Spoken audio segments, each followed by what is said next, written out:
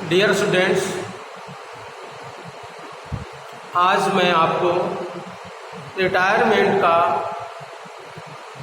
जो क्वेश्चंस बताने जा रहा हूँ उसमें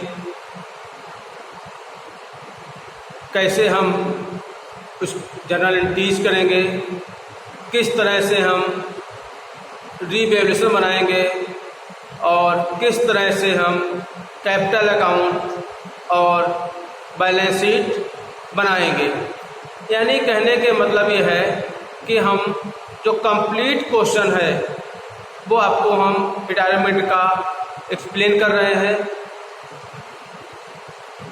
रिटायरमेंट और एडमिशन की जो कैपिटल अकाउंट्स बनते हैं उसमें माइनर डिफरेंस है। सबसे पहले मैं आपको वो जो डिफरेंस है वो एक्सप्लेन कर दूं, जिससे आपको क्वेश्चन लगाने में आसानी हो जाएगी। जब हम एडमिशन का कैपिटल अकाउंट बनाते हैं तो जो भी आइटम्स हमारे क्रेडिट साइड में आते हैं उनको लिख देते हैं और जो आइटम्स हमारे डेबिट साइड में आते हैं इनको लिख देते हैं। उसके बाद उसका हम बैलेंस निकाल लेते हैं। लेकिन जो रिटायरमेंट का क्वेश्चन है उसमें कोई एक पार्टनर रिटायर हो रहा है तो उसको बनाने के लिए आपको जो आइटम्स क्रेडिट साइड में आएंगे वो आप लिख देंगे और जो आइटम डेबिट साइड में आएंगे उनको आप पहले से लिख देंगे। और उसके बाद सबसे पहले आप उस पार्टनर्स का अकाउंट्स क्लोज करेंगे जो रिटायर हो रहा है और उसका जो बैलेंस बचेगा, इसके आपके 3 तरीके हैं। जो क्वेश्चन में गिवन हो उसके अकॉर्डिंग आप उस क्वेश्चन को कर लोगे। पहला जो ऑप्शन है वो है कि क्वेश्चन में कुछ भी गिवन नहीं है कि जो रिटायरमेंट हो रहा है जिस पार्टनर का, उसकी जो कैपिटल बच रही है उसको हम क्या करेंगे। तो अगर कुछ क्वेश्चन में गिवन नहीं है तो उसका जो बैलेंस आएगा उसको हम उसके लोन अकाउंट में ट्रांसफ़र कर देंगे। और अगर क्वेश्चन में लिखा है कि लोन अकाउंट में ट्रांसफ़र करिए तो लोन अकाउंट में ट्रांसफ़र करना ही है। दूसरा जो ऑप्शन आता है वो है कि उसको वो जो बैलेंस आया वो कैश पेमेंट मिल रहा है तो जो बैलेंस आएगा उसको हम टू कैश करके शो कर देंगे। और जो तीसरा ऑप्शन है वो है कि जो भी उसका बैलेंस आ रहा है उसमें से कुछ पैसा वो नकद दे रहे हैं और कुछ पैसा वो उसके लोन अकाउंट में ट्रांसफ़र कर रहे हैं। तो जो भी बैलेंस आएगा उसका जो कैश दे रहे हैं वो टू कैश लिख देंगे और जो बचेगा उसको उसके लोन अकाउंट में ट्रांसफ़र कर देंगे। और उसके बाद हम जो पार्टनर्स बचे हुए हैं उनके अकाउंट्स हम क्लोज करेंगे और उनका बैलेंस निकाल के लिख देंगे टू बैलेंस CD। ये डिफरेंस है हमारा एडमिशन और रिटायरमेंट के क्वेश्चन के कैपिटल अकाउंट के। अब आपको हम जो क्वेश्चन है वो आपको पढ़ के दिखा रहे हैं पहले, उसके बाद उस क्वेश्चन को हम आपको सॉल्व करके दिखाएंगे। क्वेश्चन है ABC पार्टनर्स है, उनका रेशियो दिया है 5:3:2 और उनकी बैलेंस शीट दी हुई है। उसके बाद C रिटायर हो रहा है और C के रिटायरमेंट होने पर जो भी एडजस्टमेंट है वो दी हुई है कि goodwill is to be valued at 2 year purchase of average profit at of last 4 years और 4 सालों के प्रॉफिट और लॉस दे रखे हैं। तो सबसे पहले हमें चाहिए कि गुडविल हम फर्म की कैलकुलेट करेंगे। ठीक कौन से मेथड से? एवरेज प्रॉफिट मेथड से। वो आपको भी दिखाएंगे कि कैसे हम गुडविल को कैलकुलेट करेंगे by the average profit method. उसके बाद लिखा हुआ है कि 5% provision for doubtful debts to be made on debtors, यानी डिटर्स हैं उस पर 5% की रेट से हमको क्या लगाना है, डाउटफुल डेट्स बनाने हैं, प्रोविजन करना है। तो जो भी डिटर्स की अमाउंट है उसका निकाल देंगे 5%। और ये हो जाएगा हमारा लॉस। और इसको दिखाते हम लोग हैं रीवैल्यूएशन अकाउंट के डेबिट साइड में। फिर लिखा है स्टॉक बी एप्रिशिएट बाई 10%। इसके मतलब जो स्टॉक है वो हमारा 10% के रेट से इंक्रीज हो रहा है, बढ़ रहा है, इसके मतलब हमारा फायदा हो रहा है। और हम स्टॉक का 10% निकाल के और उसको हम अपने रीवैल्यूएशन अकाउंट के क्रेडिट साइड में पोस्ट कर देंगे। फिर लिखा है पेटेंट आर वैल्यू लेस, यानी पेटेंट जो हमारी असेट थी उसकी कोई भी कीमत बची हुई नहीं है, इसके मतलब सारे की सारी हमारी असेट्स लॉस हो गई। तो जो भी पेटेंट की वैल्यू होगी उसको हम रीवैल्यूएशन अकाउंट के डेबिट साइड में शो कर देंगे। फिर लिखा है building be appreciate by 20%। Appreciate माने होता है इंक्रीज होना, बढ़ना, यानी फायदा होना। हम बिल्डिंग का निकालेंगे 20% और जो भी अमाउंट आएगी उसको हम रीवैल्यूएशन अकाउंट के क्रेडिट साइड में पोस्ट कर देंगे। और एक लास्ट एडजस्टमेंट है sundry creditors to be paid ₹2000 more than the book value, यानी जो क्रेडिटर्स हैं वो हमको 2000 रुपये और अधिक देने पड़ रहे हैं। जितने हमारे बैलेंस शीट में गिवन थे उससे 2000 रुपये ज़्यादा देने पड़ रहे हैं। और जब क्रेडिटर्स की अमाउंट बढ़ती है इसके मतलब हमारा क्या हुआ, एक्चुअल में नुकसान हो गया। और नुकसान को हमने दिखाया था, लॉस को दिखाया था कि हम रीवैल्यूएशन अकाउंट के हम डेबिट साइड में इसको हम शो करते हैं। और आपको इसकी एंट्रीज पास करनी है और सारे अकाउंट्स आपको प्रिपेयर करने हैं। कैसे करेंगे वो आपको हम एक्सप्लेन कर रहे हैं। तो सबसे पहले हम आपको कैलकुलेट करते हैं कि गुडविल हम कैसे कैलकुलेट करेंगे। तो गुडविल निकालने के लिए आपको एवरेज प्रॉफिट मेथड को अप्लाई करना है और एवरेज प्रॉफिट निकालने के लिए आपको फार्मूला बताया था मैं आपको, total profit upon number of years. तो 4 सालों का प्रॉफिट और लॉस रखते हैं, इनको हमने लिख दिया अपॉन 1 2 3 4 दिए हैं, डिवाइड बाय 4 कैलकुलेट किया तो आ गया है 10,000। और उसमें लिखा हुआ है 2 ईयर परचेज। तो गुडविल का फार्मूला होता है बाय एवरेज प्रॉफिट मेथड से, तो फार्मूला होता है AP into number of year purchase. तो जो आपका AP आया है 10,000 आया है और जो ईयर परचेज दिए हैं वो दिए 2000, तो ये हो गया goodwill 20,000। That is the goodwill of the firm. अब इसमें से क्या करेंगे हम लोग, जो रिटायर हो रहा है उसका शेयर हम निकाल लेंगे और जो सी डाल रहा है तो सी का शेयर आ गया 20,000 का 2 अपॉन, और उसके बाद इसको भी कैलकुलेट किया तो आपका आ गया है 4,000। अब जो 4,000 है इसको मैं बता चुका हूं आपको कि इसको हम बांटेंगे गेनिंग रेशियो में। और जो आपका क्वेश्चन है उसमें केवल ओल्ड रेशियो दिए हैं और कुछ भी गिवन नहीं है। इसके मतलब जो सी का शेयर छोड़ के जो बचेगा वही हमारा न्यू रेशियो हो जाएगा और वही हमारा गेनिंग रेशियो भी हो जाएगा। तो हमारा जो गेनिंग रेशियो है, जो ओल्ड रेशियो था वो था 5 3 और 2, और जब इसको हम 2 हटा देंगे तो जो गेनिंग रेशियो बचेगा वो बचेगा 5:3। तो जो ये आया 4,000 इसको 5:3 में हम इसको करके डिवाइड कर देंगे, यानी गेनिंग रेशियो इसको हम डिवाइड कर देंगे। तो ये आ गई ए के हिस्से की गुडविल, ये आ गई बी के हिस्से की गुडविल। जो सी छोड़ डाला है वो इनको मिल जाएगी। और उसके बाद हम क्या करेंगे, एंट्री करना पास कर देंगे।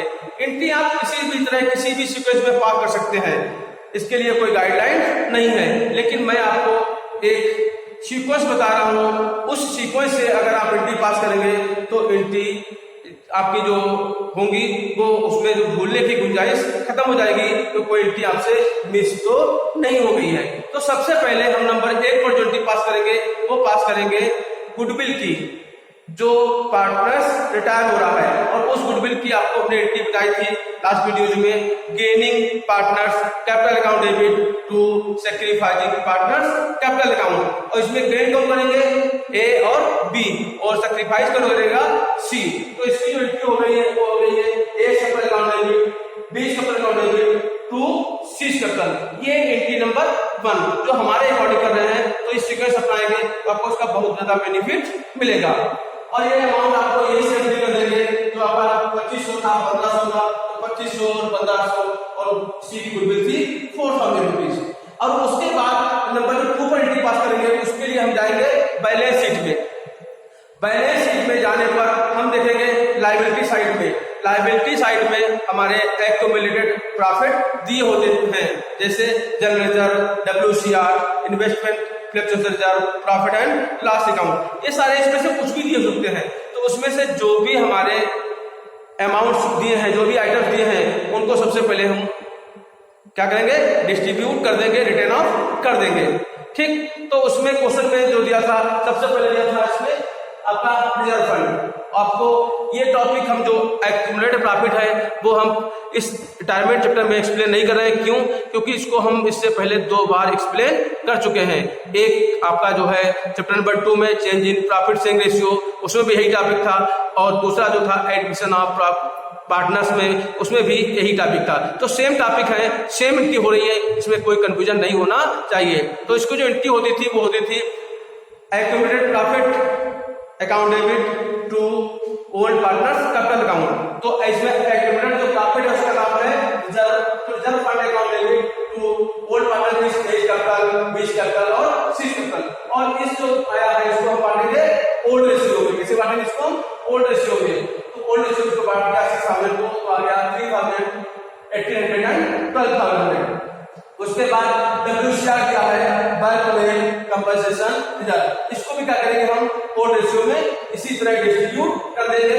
डिस्ट्रीब्यूट कर दिया है, और हम अगर चाहे इसमें 2 एंट्री हम करेंगे, आप चाहे तो इसकी आप एक एंट्री भी पास कर सकते हैं, that is called common entry, compound entry कर सकते हैं।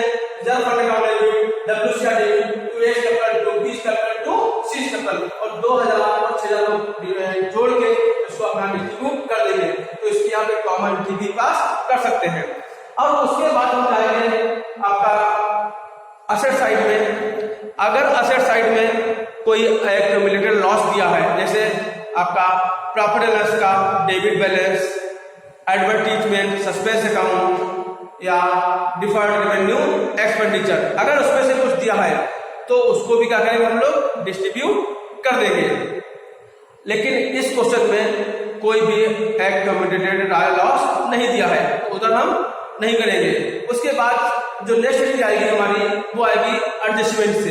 एडजस्टमेंट में हम पढ़ते जाएंगे और देखते जाएंगे कि कौन से अमाउंट, कौन सा आइटम हमारा रीवैल्यूएशन अकाउंट के डेबिट साइड में आ रहा है। अभी आपको क्वेश्चन पढ़ते समय हमने आपको समझाया था कि कौन कौन हमारे आइटम्स डेबिट साइड में आ रहे हैं। तो उसकी जो एंट्री होगी वो होगी revaluation account debit to provision for download tax loss का, आपका पेटेंट वैल्यू में सोचे थे ये भी लॉस का, और आपका क्रेडिटर्स आपके इंक्रीज हो रहे हैं, ये भी आपका लॉस था। तो इनके अमाउंट कैलकुलेट करके हमने यहाँ पर लिख दी है। अब हम देखेंगे कि कौन सी अमाउंट हमारी रीवैल्यूएशन अकाउंट के क्रेडिट साइड में जा रही है। तो उसमें आपके 2 अमाउंट थे, एक थी स्टॉक, वो बढ़ रहा था, एक बढ़ रही थी हमारी बिल्डिंग।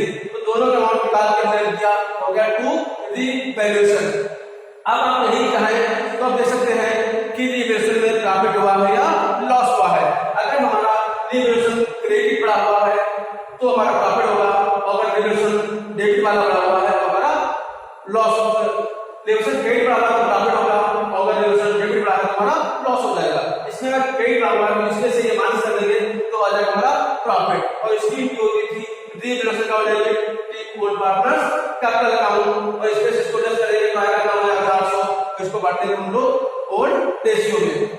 और उसके बाद अगर गुडविल अपीयर्ड दी है क्वेश्चन में, वो दी होती है बैलेंस शीट के असेट साइड में, तो उसको हम क्या करेंगे, रिटर्न ऑफ करते हैं। और उसकी एंट्री होती है as capital account debit, B's capital account debit, C's capital account debit और टू गुडविल, और इसको भी हम ओल्ड रेशियो में डिस्ट्रीब्यूट करते हैं। केवल जो गुडविल रिटायरमेंट हो रहा है उसके हिस्से के गुडविल को हम गेनिंग रेशियो में बांटते हैं, बाकी जितने भी आइटम हैं उनको सबको हम ओल्ड रेशियो में ही डिस्ट्रीब्यूट करते हैं।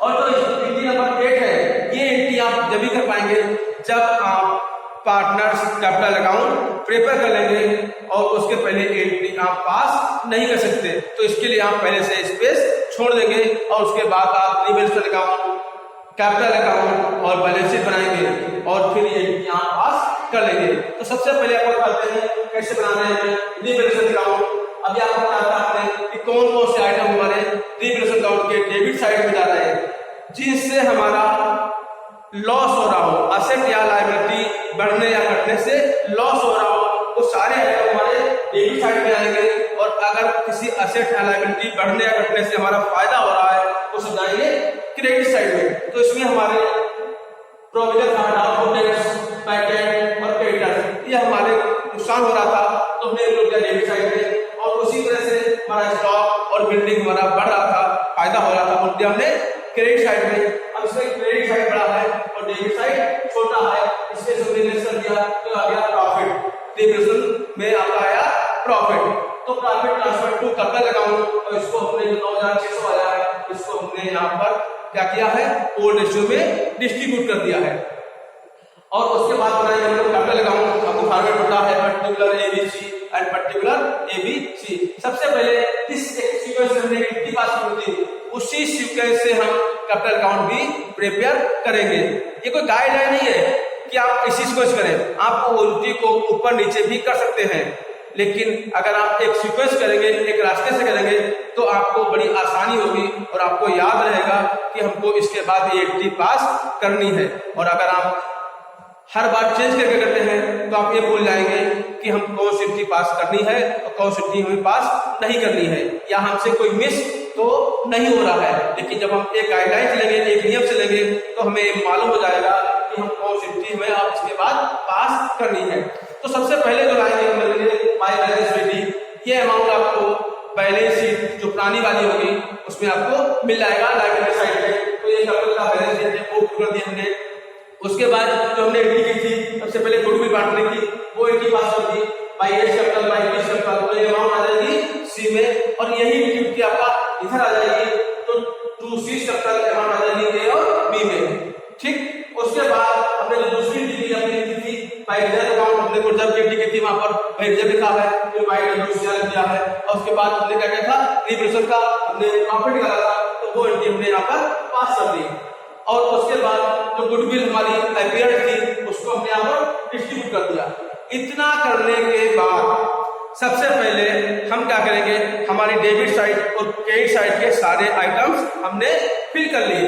उसके बाद हम करेंगे कि जो रिटायर हो रहा है उसका हम कैपिटल अकाउंट क्लोज करेंगे। सबसे पहले हम जो पार्टनर रिटायर हो रहा है उसका अकाउंट ही क्लोज करेंगे, और उसका अकाउंट हमने क्लोज किया, उसका टोटल आया 32,520, और यही अमाउंट यहाँ दी 32,520, इसमें से 12 करता है तो आपका आ गया 31,320। अब इस क्वेश्चन में एक नहीं था, एक ही नहीं था कि इस जो बैलेंस आया इसको हम कहाँ ट्रांसफर करेंगे। तो आपको हमने पहले बता चुके हैं, जब कुछ गिवन नहीं होता है तो उस पार्टनर्स के लोन अकाउंट में ट्रांसफर कर देंगे। तो यहाँ आ जाएगा to C loan account. Clear? अब आपका इसी क्वेश्चन में और फिल कर रहे हैं कि मान लो अगर ऐसा होता है यहाँ पर कि इसको हम कैश दे रहे हैं, सारा कर रहे हैं कैश दे रहे हैं, तो यहाँ आपका टू कैश अकाउंट, और ये अमाउंट जाती कैश में, और जब कैश जाती तो हमें बाद में कैलकुलेशन ऑफ कैश भी करनी पड़ती, लेकिन यहाँ पर ऐसा नहीं है। और तीसरा आइटम था कि हम मान लो उसमें इसको 1,320 में नकद दे रहे हैं, तो यहाँ पे टू कैश 1,320 और बचा कितना 30,000, वो उसके लोन अकाउंट में ट्रांसफर करते हैं। तो यहाँ पर टू कैश 1,320 और सी लोन अकाउंट 30,000 है, और इसको अकाउंट को हम क्लोज कर देते हैं। तो कहने का मतलब है कि जो क्वेश्चन में गिवन है उसके अकॉर्डिंग हम क्वेश्चन को हल कर लेंगे, लेकिन सबसे पहले हम उसी पार्टनर्स का अकाउंट क्लोज करेंगे जो रिटायर हो रहा है। उसके बाद जो बचे हुए पार्टनर्स हैं उनके अकाउंट हम जैसे क्लोज कर देते हैं वैसे ही क्लोज करेंगे। एक अकाउंट किया, टोटल यहाँ लिखा और सिलेक्ट कर दिया, तो क्या टू बैलेंस शीट, और ये अमाउंट हमारी आ गई। ये एक क्लोजिंग कैपिटल है ए और बी की at the end of the retirement of the partners. उसके बाद बनाएंगे बैलेंस शीट। बैलेंस शीट में सबसे पहले कैपिटल अकाउंट, यही अमाउंट कैपिटल अकाउंट में जाएगी, और जो लोन अकाउंट में ट्रांसफर किया था ये हमारी फर्म की क्या हो गई, लायबिलिटी। क्या हो गई, लायबिलिटी। तो यहाँ पर हमने लोन अकाउंट उसको कर दिया। अब उसके बाद जो क्रेडिटर्स ने जो अमाउंट दी थी उसमें हमने क्या किया, इस वाले क्रेडिटर्स को उसमें ऐड कर दिया, क्योंकि हमारे क्रेडिटर्स की अमाउंट बढ़ गई थी, वो दी हमने। और EPF employees provident fund that is your liability, इसको हमने कोई फर्क नहीं पड़ा था, उसको हमने एज इट इज यहाँ पर पुट कर दिया। उसके बाद कैश जो बैलेंस शीट की थी पुरानी वाली में वो हमने पुट कर दी। क्यों? क्योंकि हम यहाँ पर कैश का कोई भी लेन देन नहीं कर रहे हैं, तो हमें कोई भी कैलकुलेशन ऑफ कैश करने की जरूरत नहीं है। लेकिन अगर यहाँ पर उसको कैश पेमेंट करते तो हमें कैलकुलेशन आप कैश करनी पड़ती। उसके बाद डेटा हमारे थे तो उसमें से हमने 400 रुपीज जो है ये माइनस करके तो आपका ये आ गया। उसके बाद हमारा स्टॉक बढ़ गया था, हमने स्टॉक जोड़ के दिया कितना पड़ा, और फर्नीचर हमारा जो है कुछ से वाला फर्नीचर हमने आईसी दिया, और बिल्डिंग इंक्रीज वाला बिल्डिंग को हमने इंक्रीज कर दिया और उसको टोटल कर दिया, तो टोटल जो हमारा आ गया वो अपने आप क्या हो जाएगा, इक्वल हो जाएगा। तो ये हमारा जो क्वेश्चन है वो है रिटायरमेंट का कंप्लीट क्वेश्चन करते हैं और ये लगभग 6 मार्क्स का आता है। लेकिन इंटी और क्वेश्चन दोनों अलग अलग आएंगे, एक साथ में इंटी और क्वेश्चन आने की संभावना बहुत कम होती है कि इंटी भी करवाएं आपसे और सारे अकाउंट्स भी प्रिपेयर करवाएं। मोस्टली क्या होता है कि या तो वो इंटी करवाएंगे या वो क्वेश्चन करवाएंगे, पूरा कंप्लीट क्वेश्चन आपसे अकाउंट्स करवाएंगे। लेकिन कॉमन जो दोनों चीजें बनाने का हमने आपको सिखा दिया वो अलग बात है, लेकिन कॉमन क्वेश्चन बहुत कम ही आता है। Thank you.